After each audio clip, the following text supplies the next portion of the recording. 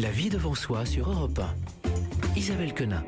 Et chaque jour avec elle, on fait un petit pas de plus sur le chemin de notre développement personnel. Anne Cazobon, bonjour. Namasté.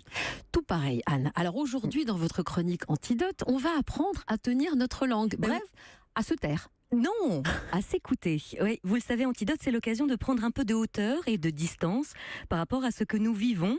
Mais c'est surtout l'occasion de mettre toujours plus de conscience dans nos mots, dans nos paroles et dans ce que l'on écrit aussi. Parce que la personne avec laquelle vous passez le plus clair de votre temps, la personne à laquelle vous parlez tout au long de la journée, ce n'est ni votre conjoint, ni vos enfants, ni votre patron, ni même votre chat, non. La personne à laquelle vous parlez tout au long de la journée, c'est vous-même. Si, c'est avec vous que vous allez échanger le plus de phrases intérieures toute la journée et c'est avec vous que vous allez vous entretenir le plus aujourd'hui. Alors autant soigner votre langage, les mots que nous employons, l'intention que nous mettons même dans nos propos.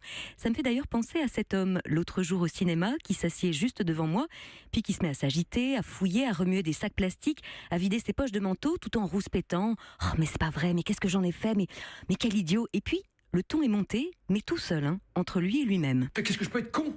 Mais qu'est-ce que je peux être con ? Mais est-ce que je suis con ? Merde !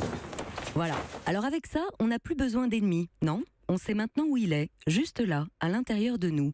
Il y a même fort à parier que cet homme ne supporterait pas qu'on le traite ainsi, dans un embouteillage, dans la rue, au bureau.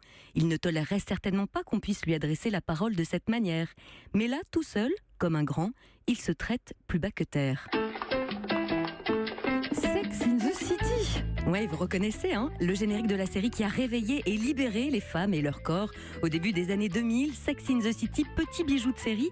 Et je me souviens tout particulièrement de l'un des épisodes, l'une des plus belles scènes d'ailleurs de la série, dans lequel une jeune femme, Miranda, se dépréciait, se traitait de tous les noms en se disant qu'elle était nulle, qu'elle méritait pas le bonheur, qu'elle se demandait qui allait bien pouvoir vouloir d'elle.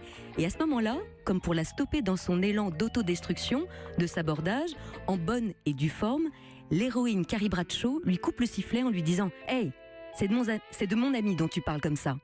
Alors oui, elle est là, l'invitation, à être son meilleur ami, à être avec soi-même, ce grand frère qui vient jouer les gros bras dans la cour de récré pour défendre sa petite sœur face à la bande de caïds de CE2.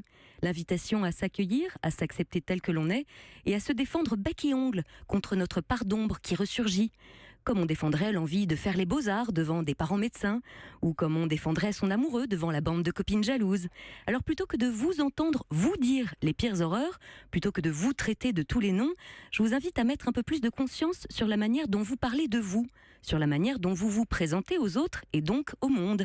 À quel endroit vous vous dépréciez. Fini les « Oh, tu sais, je suis une mère indigne ».